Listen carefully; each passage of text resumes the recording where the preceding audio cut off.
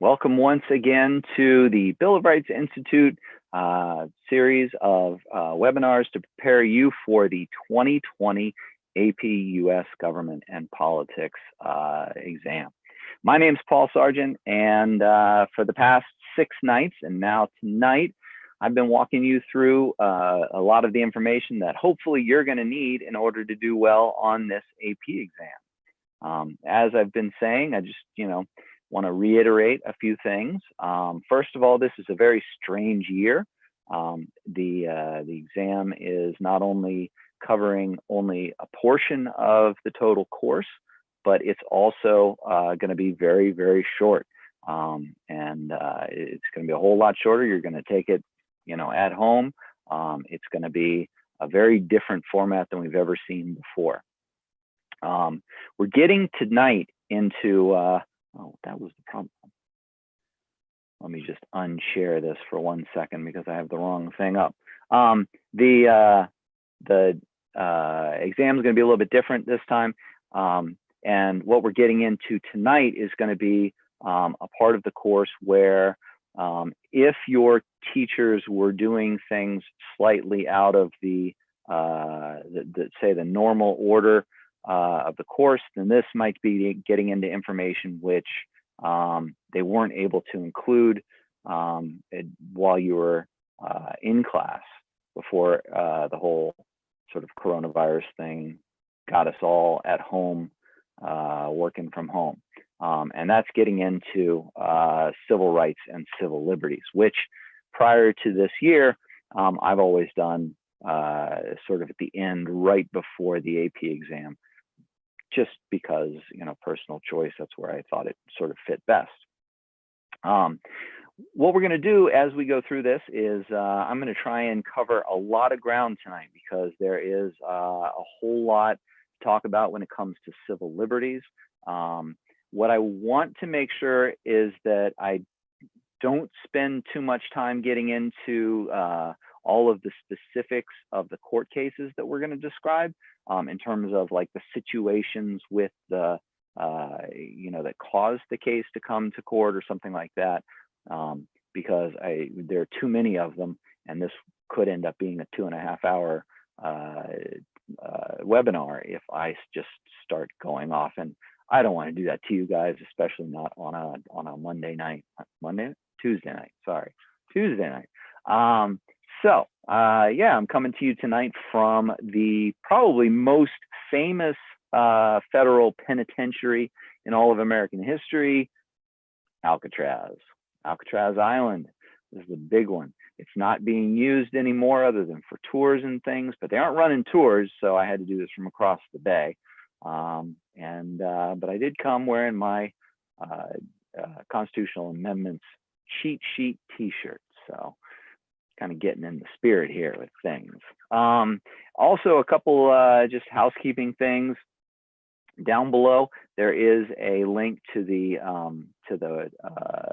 PDF of these slideshow that we're doing tonight, so that if you want to follow along or print it out later and look over it or something like that, it's there for you. And then there's a chat window over on the right. And if you have any questions that you'd like to ask me as we go along, please put them in there. This is why we go live, people, is so that I can answer questions. So feel free to ask them if you have them. I'm not going to be able to get to all of them, but I'll get to as many as I possibly can. Okay, so with all that out of the way, let's get going with session 7 on civil liberties. All right, now a couple of things to just keep in mind as you're getting ready to do this exam. The Bill of Rights Institute has a website, which is the billofrightsinstitute.org.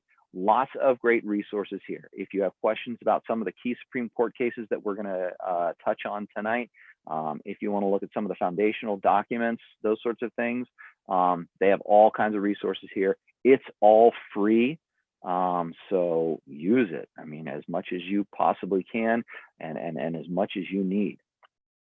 And there's a very professional, a less professional website, but I put this together myself, but it certainly has resources that might help you.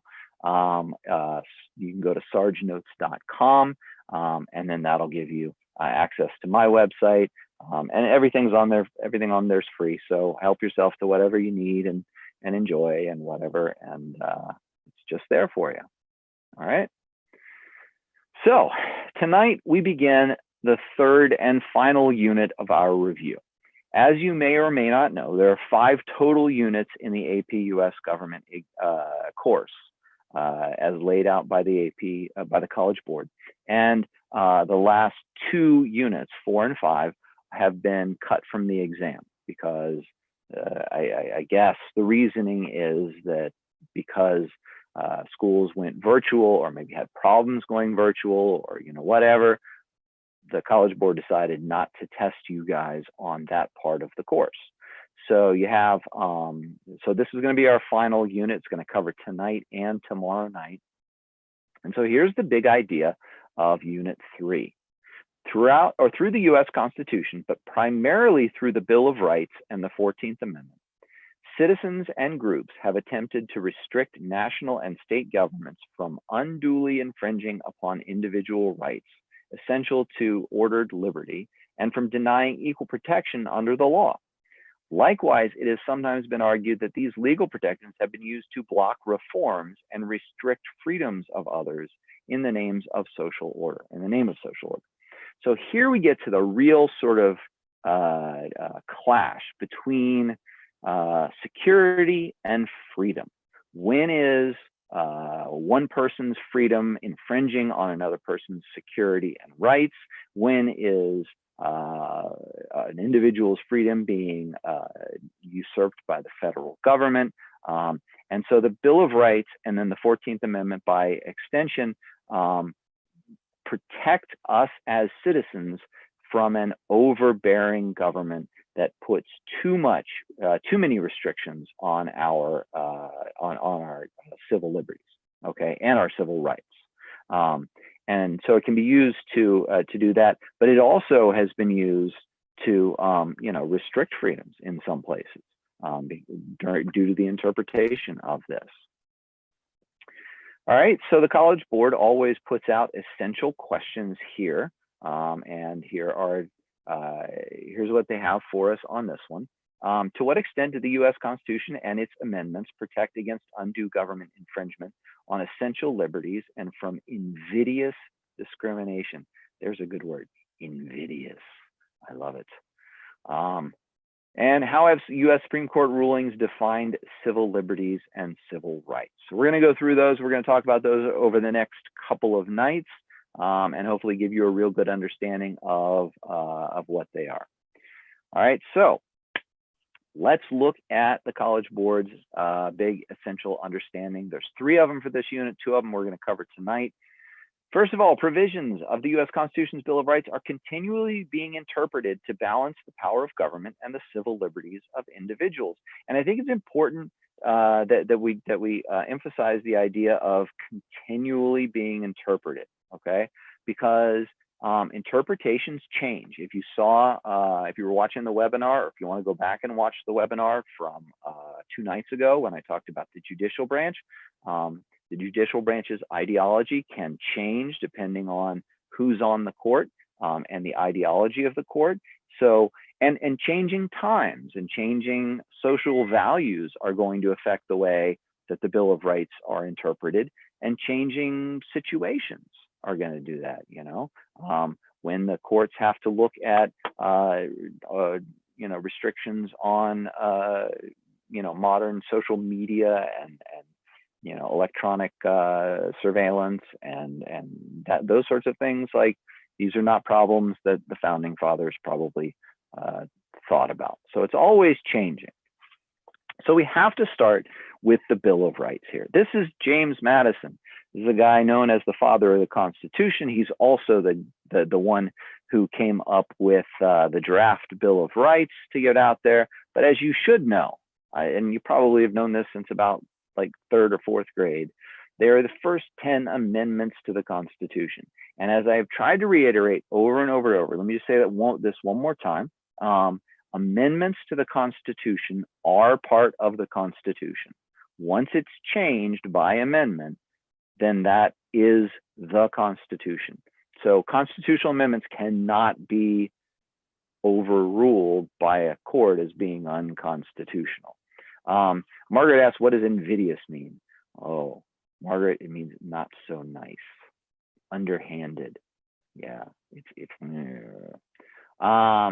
Now, the Bill of Rights were the big concession of the arguments of the Anti-Federalists. Again, if you've been with us for a while, and we jump all the way back to episode 1, when we talked about the debate over the Constitution, one of the biggest and most effective arguments of the Anti-Federalists was that there was no guarantee of individual rights beyond the 3 or 4 that were laid out in the Constitution. And the Federalists argued that, well, we've given the federal government certain powers, so we shouldn't have to say that they don't get to use other powers. We've already told them the only things they can do. The Anti-Federalists kind of said, not good enough. There's a possibility here for some real problems. So we'd really like it to have something, that guarantees some rights. So the agreement was made during the ratification that if the Constitution was ratified, the first Congress would make it their first priority to draft and pass a Bill of Rights to protect those individual rights. All right. And what they do is, and this is a fine point, but I think if there ends up being some writing you have to do on the exam about civil liberties and civil rights, the way the Bill of Rights is written, it doesn't guarantee freedoms to us. It puts limits on the things government can do. Okay, government cannot do this, especially in the early part of that. And they provide protections for individual liberties and individual rights. So this is all about you, me, and everybody else getting rights that cannot be taken away from us by the government. All right, now every right is limited and all of that. We know that, and we're going to get into some of that because we don't have absolute rights. But first of all, here's a basic. What are civil liberties? Because the difference between civil liberties and civil rights is an important one for you to understand.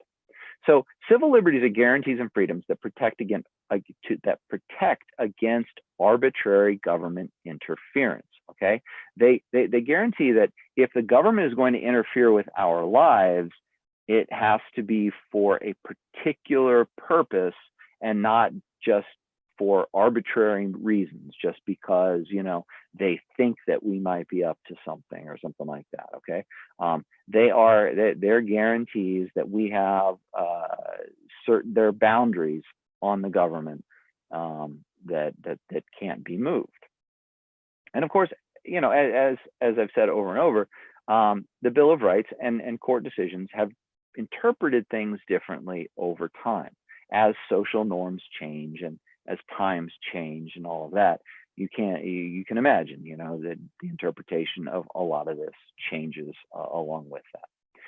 So we'll start with religion. Okay, so religious freedom is one thing which goes under our civil liberties. Because the First Amendment guarantees freedom of religion, it doesn't guarantee complete and utter 100% freedom of religion, the Supreme Court has found. Now, in the words of the First Amendment, it does, but there are certainly restrictions that exist on that. And so this really strikes the balance between majoritarian beliefs, like what the majority of Americans believe, and then this freedom for everyone to practice the religion of their choice. You don't want people in the United States to feel that they're not able to openly practice their religion, and you don't want people in the United States feeling like the majority religion is being pushed on them because they are some sort of minority religion. And so in the First Amendment, the religious freedom part has 2 real clauses to it. The first is the Establishment Clause. And the Establishment Establishment clause means that there will be no government sponsorship of religion. Now, keep in mind, the founders were coming out of an English system, a British system. And under the British system, while there was freedom of worship, there was a state church, the Anglican Church, or the Church of England, which was set up by Henry VIII. And that was the official religion of Britain.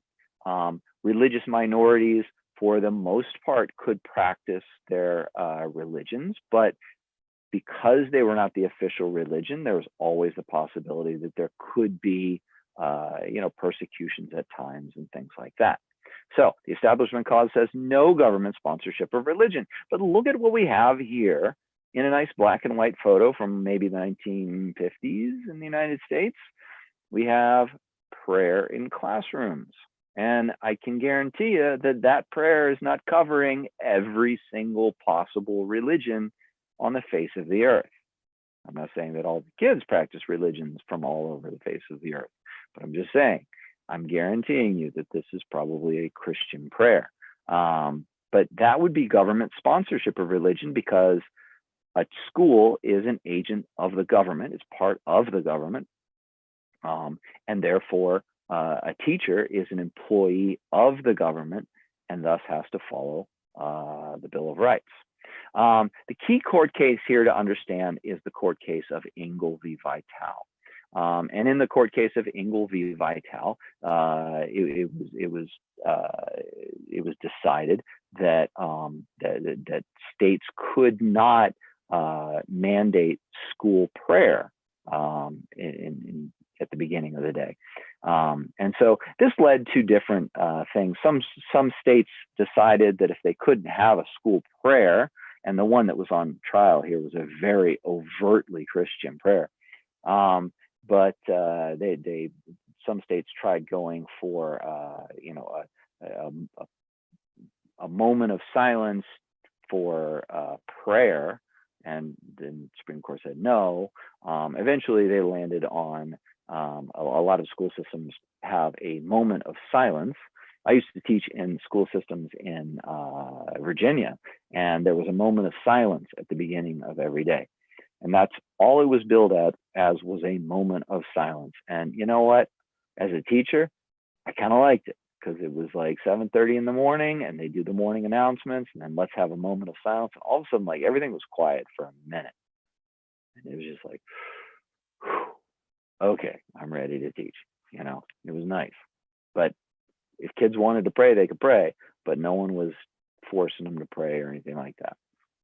The other side of religious freedom is the free exercise clause. And that says that there can be no government interference with religious beliefs. The government can't make laws which restrict the free exercise of religion. But it turns out, like in this case, there certainly are restrictions on it. The key court case here to know is Wisconsin versus Yoder, which has to do with Amish kids being able to not have to comply with state education requirements, and religious beliefs after a certain age can override law in some case. Now, there are certainly cases where if you are blatantly breaking federal law, you can't create a religion just in order to do that. So, practices, beliefs cannot be outlawed. Practices can be illegal. For example, human sacrifice is not legal. No one can create a religion or implement a religion which is based on human sacrifice or uses human sacrifice, and just say, hey, you know what, I realize we're killing people here, but like religion, like this is our religion, and no, it just doesn't fly. So there is sort of a distinction there. While we have complete freedom to believe what we want, and we have freedom to worship as we want, we cannot break certain laws in the name of religion. Okay, so understand that. Now, some laws can be broken in the name of religion. Like, for example, if you're in a Christian church and they're having communion, they may pass around wine, and kids who are underage can have, a tiny little sip of wine. But that's, they overlook that one. Human sacrifice, a little more serious. All right. The First Amendment also guarantees freedom of expression. It says that Congress shall not make any law which the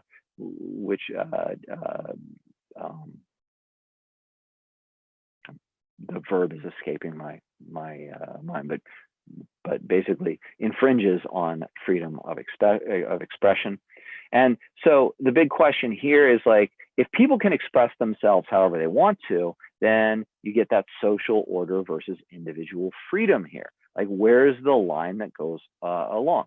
Can I say anything that I want constitutionally and be protected under the First Amendment? Well, not everything, but most everything I can say. I can be protected from, now, please, distinction I always like to make, I can be protected from government interference. I can't stand out in front of the company. If I work for a private company, I can't stand out in front of the private company and yell and talk about how horrible everybody is there and how the company sucks and expect that I'm protected from being fired. I won't be arrested for saying it. I might be arrested for trespassing after they fire me, but I have the freedom to say these things, but government cannot interfere with it, okay? Now, there are such things as symbolic speech, the Supreme Court has ruled. This is the famous case of Tinker v. Des Moines. These are the Tinker children right here. During the Vietnam War, they started wearing armbands at school to protest the Vietnam War. The school basically said they couldn't wear them because of the need for social order within a school, that having this sort of protest would disrupt the social order. And they even argued that this wasn't protected by speech because they weren't saying anything. The Supreme Court ruled that, yes, there was something called symbolic speech. In other words, you can make a statement without using words. And by wearing an armband, which is, has the peace sign and it's a black armband, and it's during the Vietnam War, and if anyone asked them, they would tell them what it is, that's speech. They are making a statement, and that is protected. They can do that within the school setting because it is protected under the First Amendment. Now, keep in mind, as I said, okay, I have a question from Annette. Let me get to that for 1 second. A few limits on speech, because again, you cannot just say anything at any time. There's not everything is possibly said is protected, okay? A lot of it depends on what the Supreme Court has defined as time, place, and manner. In other words, a statement made at the right time can be protected, and the same statement at the wrong time can be unprotected. Same thing with place, same thing with the manner in which it's said. Okay, so those are considerations, like where was it said, when was it said, how was it said, those sorts of things. You cannot use defamatory speech to try and tarnish someone's reputation. Offensive speech, when it comes to these cases are kind of hard to prove, because for something to be offensive or defamatory, it has to be proven in court that the intention was to harm, which is difficult to prove. And then obscene speech is not protected. And obscene speech is something that uses the Supreme Court kind of defined it as beyond any sort of normal say sexual content, and that doesn't have any sort of entertainment or artistic or literary value to it, and is just meant to be obscene, that's not protected. And then, of course, any speech which provides a clear and present danger. And the key court case here is Schenck versus the United States, in which it was decided that the free speech is not absolute, and in the majority opinion, the famous statement was put in there, that no one could expect that that yelling fire in a crowded movie theater would count as protected speech. Now, granted, if there's a fire in a movie theater and you see it, yell fire, please. And that is protected. But they're talking about just like if someone just decides to do this, that's not what would be considered protected speech, because it presents a clear and present danger to the people who are there. People are going to try and mob the exits. People could get hurt in all of that. So that type of speech is not protected. That's been further refined over the years to be more of imminent danger. So if, for example, you have some hate group, the Ku Klux Klan, and they're having a rally, and they are protected if they're talking about wanting to eliminate people who are not white Anglo-Saxon Protestants from the country, and like that's protected speech. If they say, we see people over there who don't fit our classification of who's like okay, we need to go kill them, and then people go do it, like that's not protected. So you see the difference between sort of like general, like this should be happening, versus let's go harm people or let's create a harmful situation. That's not protected. And that asks, before moving on to the next slide, can you address the rules on hate speech? Hate speech is it's a little bit of a murky water. I wouldn't worry too much about hate speech itself, because hate speech can or cannot be protected depending on the circumstances. If hate speech in itself is protected, hate speech which creates clear and present danger is not. I think that's probably the easiest place to draw the line. But you see, the hard thing about all of this is that these are general guidelines. And so when the Supreme Court passes down these decisions, then lower courts are going to hear specific cases where things happen, and they have to decide, like, did this create a clear and present danger? Is this something which is protected? Is this not? Based on what they had and based on the circumstances of the case, and every case is different. So hate speech as like a large how do I put it, like a big category, there is no one sort of way to go on that. It depends on the time, the place, and the manner of the speech, what might have happened, and that sort of thing, if that makes sense. So we also have freedom of the press in the First Amendment, and the press has complete freedom to publish what they want. There can be consequences for printing things which are false or which are libelous, which intentionally try to harm someone. But one of the things that is not allowed is what's called prior restraint. In other words, if the federal government finds out that a newspaper is going to publish an article and they don't want the article to be published, they cannot prevent the publication of an article.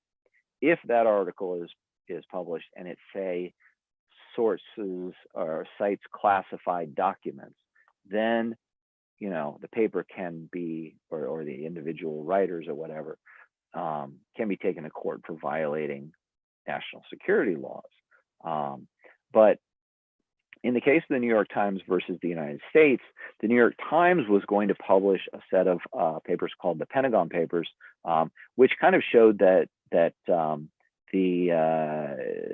officials in the government had sort of been misleading the American, had been quite a bit misleading the American people during the Vietnam War about the ability of the United States to win the war.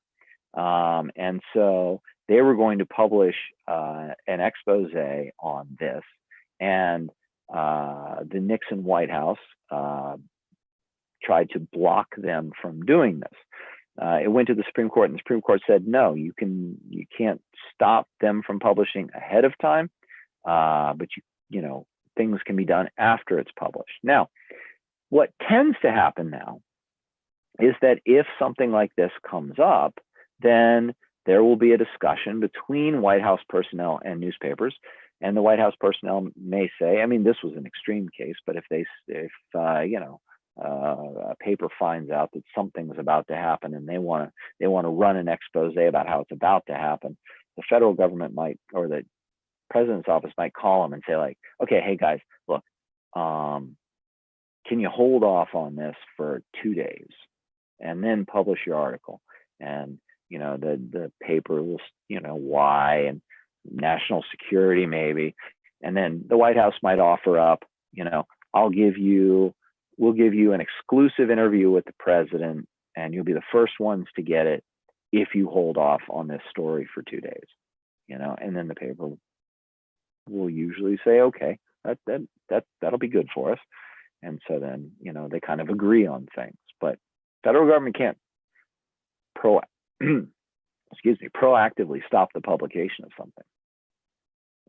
Second Amendment talks about the right to bear arms, and the ability of Americans to own arms, and all of that. There's a lot of controversy over exactly what this Second Amendment means. For gun enthusiasts, it means that Americans have the right to arm themselves as citizens, and it's a right that can't be taken away by government entities. And those who favor gun regulation point out that the Second Amendment refers to having militias and not individual rights to bear arms. Regardless, the right to bear arms is not absolute. There are already many restrictions on an individual's right to bear arms. There's a long list of weaponry that American citizens are not allowed to have. For example, I don't have the money to do this, but let's say I did, and I wanted to buy a tank because I thought it'd be kind of cool to, drive a tank around rather than my car. Well, no, I'm not allowed to drive a tank around in America. Nor am I allowed to have, like a missile launcher as home defense. There are lots of military style weapons which are illegal in the United States. And while there are some people who would advocate the complete elimination of firearms in the United States, and while there are some people who would advocate a completely open access to any kind of firearm in the United States, the vast majority of people are arguing over which firearms should be allowed and which should not. And that's a misunderstanding, because it's easy to get either side worked up by using bigger language than sort of that. Now, what these things do when you have amendments to the Constitution, especially the later amendments, I'm going to skip over Amendment 3 because quartering troops in people's houses is not a big deal. I mean, it's a big deal, but it isn't done.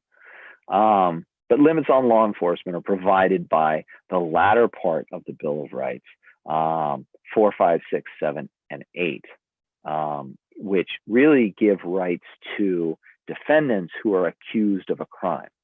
But they limit law enforcement's ability. They define, they put in the 8th Amendment that there will be no cruel and unusual punishment. But those are some pretty ambiguous words. What constitutes cruel? What constitutes unusual? And you know, is the death penalty a cruel and unusual punishment?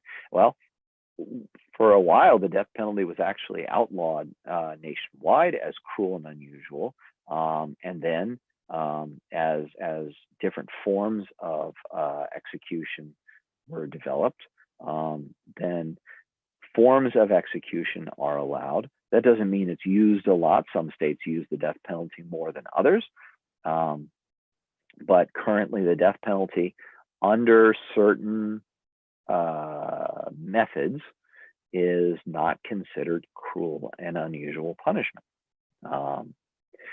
And then other limits are limits on the search and seizure of people's properties against the government's ability to collect a whole bunch of what's called metadata.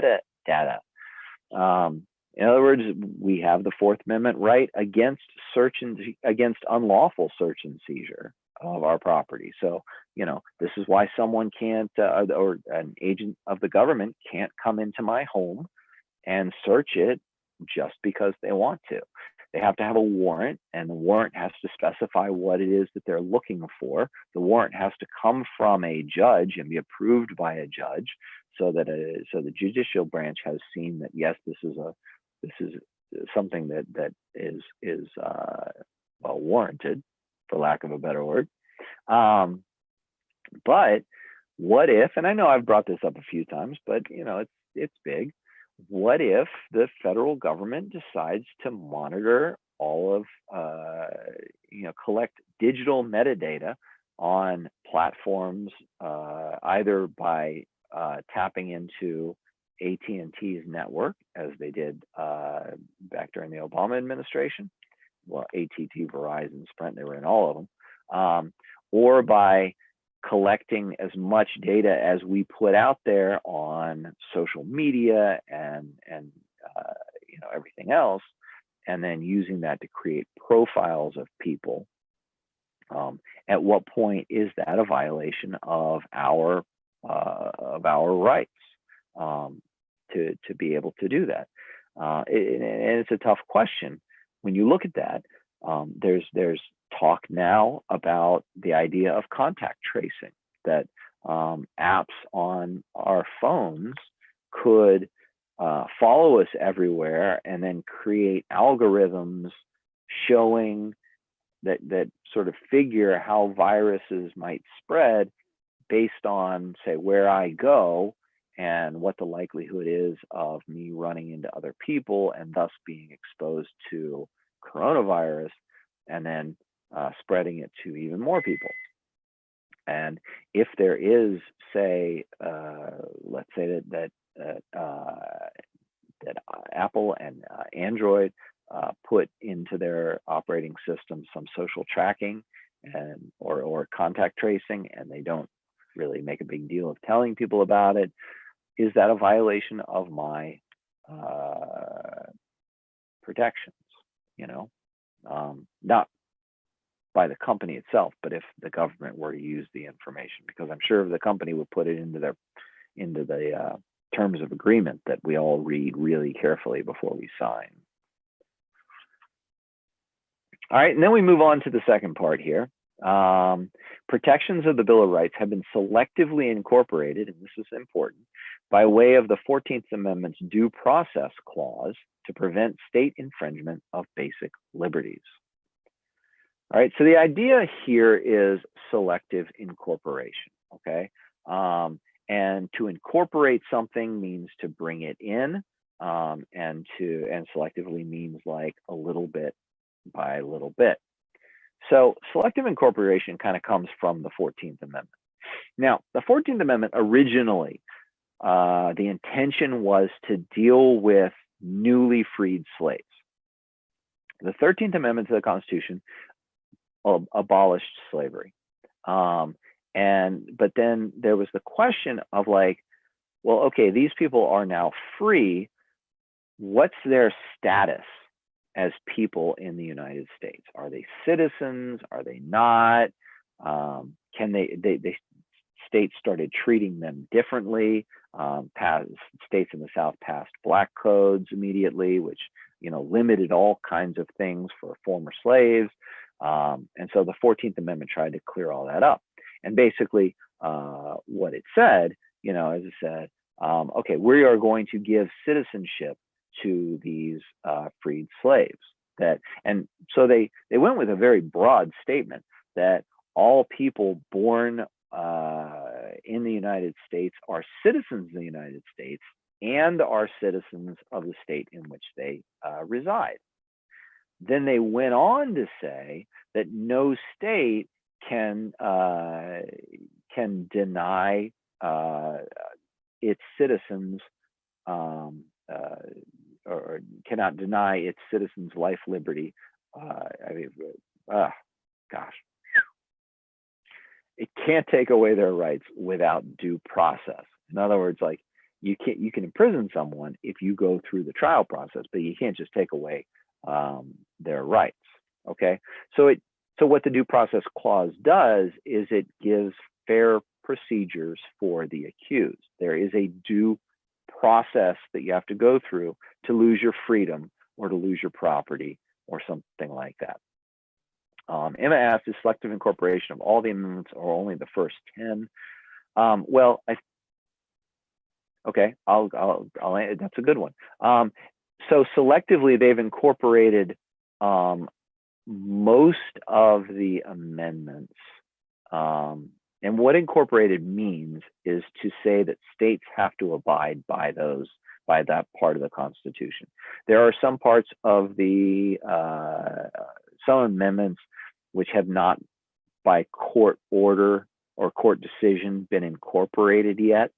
The one that comes to mind is the Third Amendment, which protects against quartering of troops in individual homes. Well, the American government hasn't tried to quarter troops in people's homes, so no one has sued the American government for violating the Third Amendment, or no state has done it, so it's never been incorporated because it's never been an issue, But most all of the Bill of Rights have been incorporated into the states. The other ones, the later ones, tended to be written in a way that incorporation wasn't necessarily needed because they dealt with different things, if that makes sense. Like to incorporate, the term of office for president in the 22nd Amendment, it doesn't need to be done. The first 10 are really the ones where they sort of have to do it. It also has an equal protection clause in the 14th Amendment that says that the states that states must guarantee equal protection and equal rights for everyone, for all citizens. And so it's written in very broad language. And so what this means is that case by case, and the reason they've done it selectively is because it has to be done in a court system depending on the case which is brought before them. If the case deals with speech, then they can incorporate speech to say states can't violate freedom of speech. Okay. So again, it has to be done court case by court case as you go along. One of the required Supreme Court cases that goes along this line is the case of McDonald versus Chicago. This is 2010. And in this case, it ruled that the Second Amendment did guarantee a right for an individual to bear arms, for self-defense. And so it sort of it tried to clear up a little bit the ambiguity of the Second Amendment as to whether it's an individual right or not. So McDonald versus Chicago, very important. But the due process clause is set up to limit the states from sort of having free reign over however they want to run their judicial system and how they want to deal with people who are accused of crimes, you know, because before the incorporation, states didn't have to follow the Bill of Rights, and so therefore they could deny, you know, trial by jury if they wanted to. So a few things to know about this. We talked about this briefly the other night, the Miranda Rule. We all have heard of our Miranda rights being read to us. You have the right to remain silent. Anything you say can and will be used against you in a court of law. You have a right to an attorney. You know, all of that. And so what this came from is it encompasses protections that are under the Fifth and Sixth Amendment. The Fifth Amendment against self-incrimination, not being forced to testify against yourself, and the Sixth Amendment guarantee of an attorney. But what was decided is that if defendants or people who are accused of a crime don't know they have those rights, then the state is violating their rights by taking advantage of the fact that they don't know their rights. And so they have to be read their rights. If an individual is not read his or her rights and then goes on to, let's say, confess to a crime, then all of that testimony, the confession cannot be used in court. Now, it might mean that the police could go find other evidence, but the confession itself cannot be used in court because they were not told that they had the right to remain silent. And if they're denied an attorney, then they don't get, you know, then things that are said after they ask for one are not admissible in court. There is a slight exception to some of this stuff. If there is a real public safety situation, and I don't want to get into like parts of in individual cases, but interrogations can happen quickly if there is an extreme danger to public safety, and there is an exception in those cases. There are a few cases that fall into this, and generally speaking, it's easier just to read someone their Miranda rights and go with it than to try and rely on this, because if an accused person is questioned under the public safety exception, and then a judge decides that it doesn't apply, then you've just lost all of that interrogation.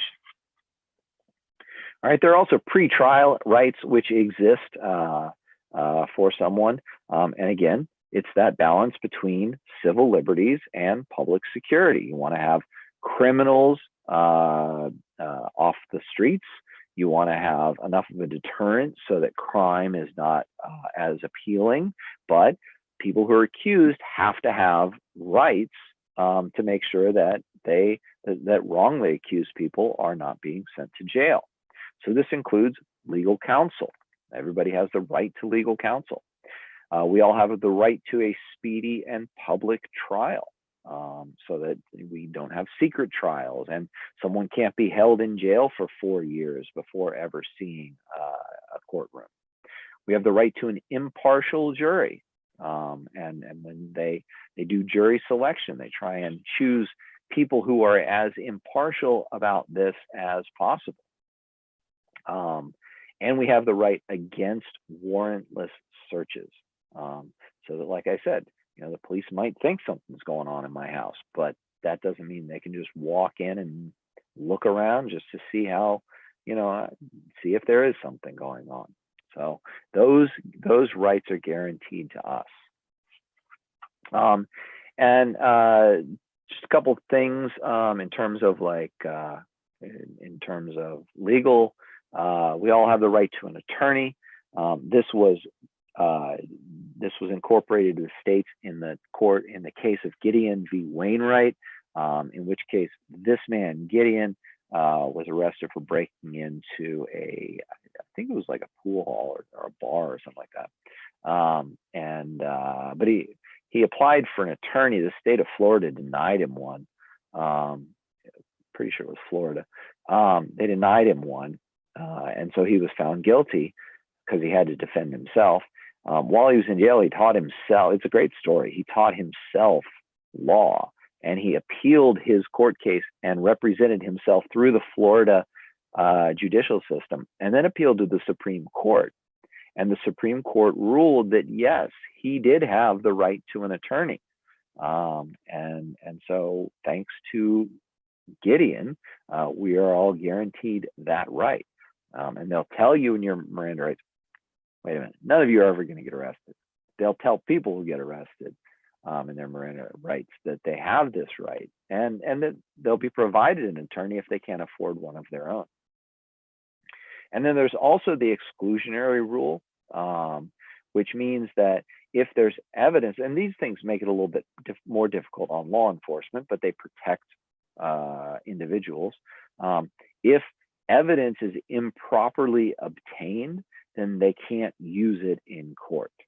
So, for example, if police did decide to come into my house and search all through it, and they did find something which was incriminating or illegal or whatever, but they didn't have a warrant, and I didn't allow them to come in, then whatever they find is excluded. They can't use it for in the court proceedings. And Aliana, I hope I say your name right, because I've seen you here every night. Do you still need to read an individual their Miranda rights if they're a person who works in law or government, assuming that they already know what their Miranda rights are? Yes. Yes. Everybody has read their Miranda rights, because A, you can't assume anything, and B, even if they do know, I mean, you and I know our Miranda rights because of, television and movies, right? But if they don't read them to us, then they can't use what we say in court, because any good lawyer will say they were never read their Miranda rights, and it just kind of like ends the conversation right there. So yeah, I mean, even if they're arresting a police officer, they read them the Miranda rights. They just have to, in order for things to go right. Because again, if the burden is on the police to make a case, and and the district attorney or whatever, to make a case, and so if they don't make the case well, then whether we committed a crime or not doesn't necessarily mean that we are going to pay for that crime. Does that make sense? Hope so. All right, and finally, I want to talk right of privacy, because this is something which is big. We mentioned the abortion debate yesterday, day before, something like that. The whole idea of a right to privacy is not explicitly there in the Bill of Rights. Bill of Rights never mentions privacy in any way. However, the courts have decided that going through the due process includes a right to privacy, and what they've kind of said is that it's inherent in some of the amendments there. If you have for example, if you have protections against illegal searches and seizures, that implies that there's a privacy in my home and with my possessions, and the government can't infringe on that unless they have a warrant allowing them to do so. The Third Amendment, which prevents quartering troops in houses, kind of implies that the home is a private place that the government can't interfere with, you know. And so they pulled those together and said there is this it's an implied privacy. And so under that privacy clause, they've made some rulings which have been very controversial. The most controversial, of course, is the Roe v. Wade decision, and it basically says that there is a right to privacy for a woman's body in certain parts of a pregnancy. After a certain point, then that right to privacy sort of goes away.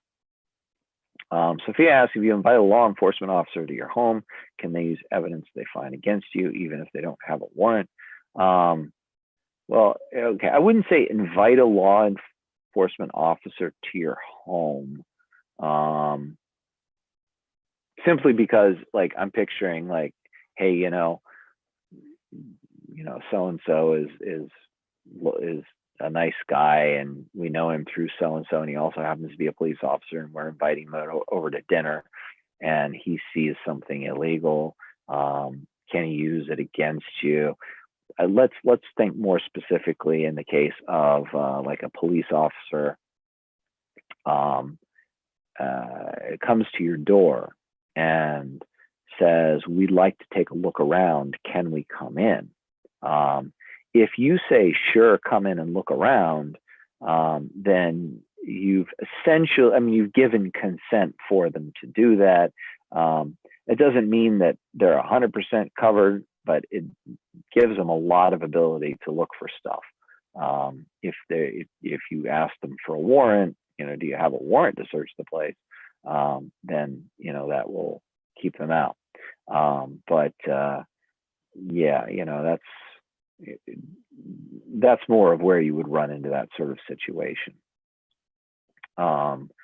Margaret asked, do we have to know about grand jury trials or just regular trials? You don't really have to know a lot about the trials themselves, just sort of the protections that you have. The process of a trial is not going to be covered on the AP exam, Margaret, so don't worry about that part of it.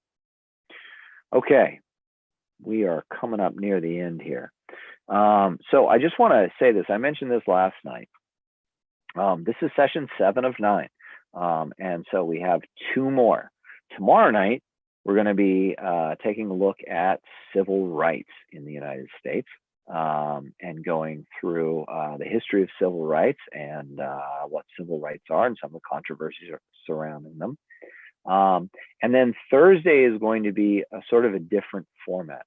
I'm going to talk to you a little bit about what to expect on this year's AP exam as far as I can tell based on what the College Board has published.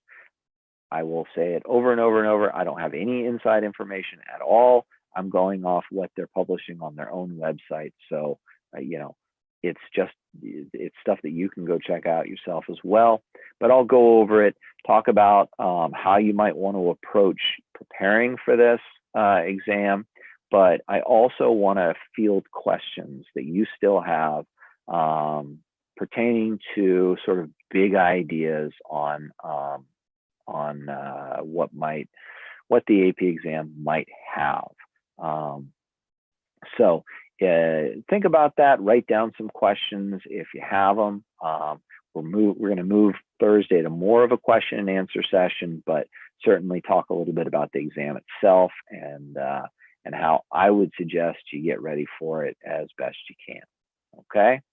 So I want to thank all of you for tuning in. For those of you who've been with us since the beginning, sincere thank you from me and from the Bill of Rights Institute. I really hope that these webcasts are helping you get ready for this AP government exam, which is coming up soon. If you think that these are helpful, then tell your friends, tell your teacher, pass the word. And let them know that all the archived videos are on YouTube. So if they missed a webcast, or if you missed a webcast, you can go back and watch it as many times as you want to. It's completely free. So With that having been said, civil rights tomorrow night. My name's Paul Sargent for the Bill of Rights Institute. Thank you so much for tuning in. Please stay safe out there and have yourselves a great night. I'll see you tomorrow.